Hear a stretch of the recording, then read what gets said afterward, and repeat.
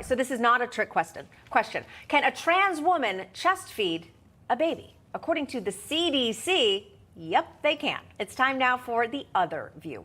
Well, the Centers for Disease Control and Prevention is now publishing advice for trans people who want to chest feed their infants.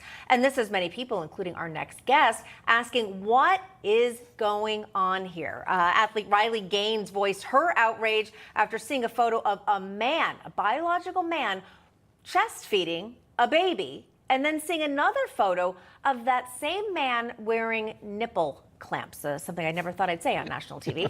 And former NCAA swimmer Riley Gaines is joining us now. Riley, it gets more ridiculous by the day. And then when you have the CDC actually kind of, we're really literally going against science, going against biology, not even taking into account that however a biological man is quote unquote chest feeding an infant, it can't be healthy because that's certainly not a natural thing. No, it's not a natural thing.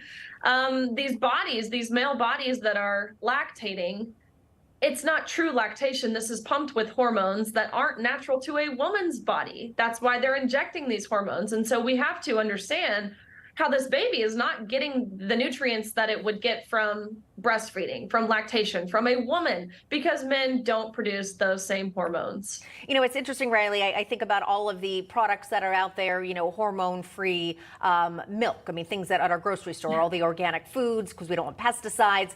But then the woke culture is going against all of the things that they support from an environmental standpoint and say, but that's okay. If you are a biological male and you want to breastfeed your baby with hormone-riddled milk, we've got our support. It's ironic because you're right. It's coming from the same party that says follow the science. When it came to COVID and the mask and the vaccinations, they would claim follow the science. But even in regards to women's sports, which I was directly impacted by, competing against a male, they suddenly neglect the science. The science doesn't matter at all because they would rather virtue signal.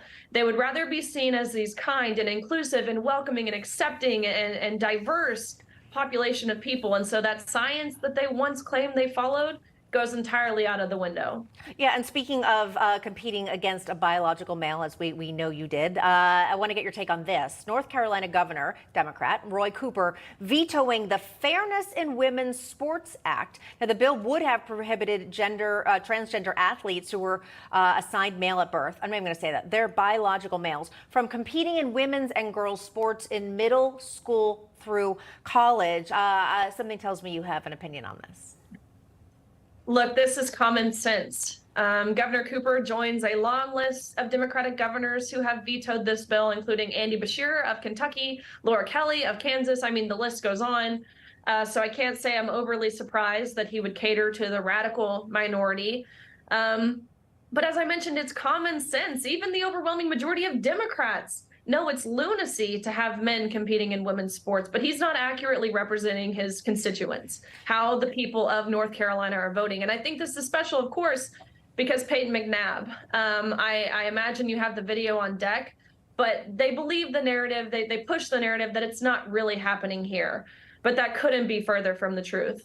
Yeah, Riley, while we have you, I have to ask, I mean, you know, you have gone from being a very successful and still a female athlete to becoming a spokesperson, maybe for things you never even realized that you would be talking about, especially on national TV. How has your life changed in this time since suddenly you have become a household name for maybe different reasons than you anticipated? Drastically, my life has changed. This is never something that I anticipated. This is never something I wanted. This is not something even still that I feel equipped for, really. But I see what's at stake if someone doesn't fight for this, which is why I'm willing to. I'm willing to change the plans I had set for myself, which was dental school and pursuing dentistry. Clearly, I'm not working on teeth, but that's something that I'm willing to do because, again, I see what's at stake if someone doesn't. Well, take it from a dentist's daughter that you're making many people smile. So we appreciate that. Riley Gaines, always great talking to you. Thanks so much. Thank you. All right. She's just so amazing. was I just mean, gonna she say, gets good death for her. threats. She is suddenly thrust into a spotlight that she Absolutely. didn't intend, but she's so courageous. Exactly. She takes all the heat for all of this. She's out front of this issue.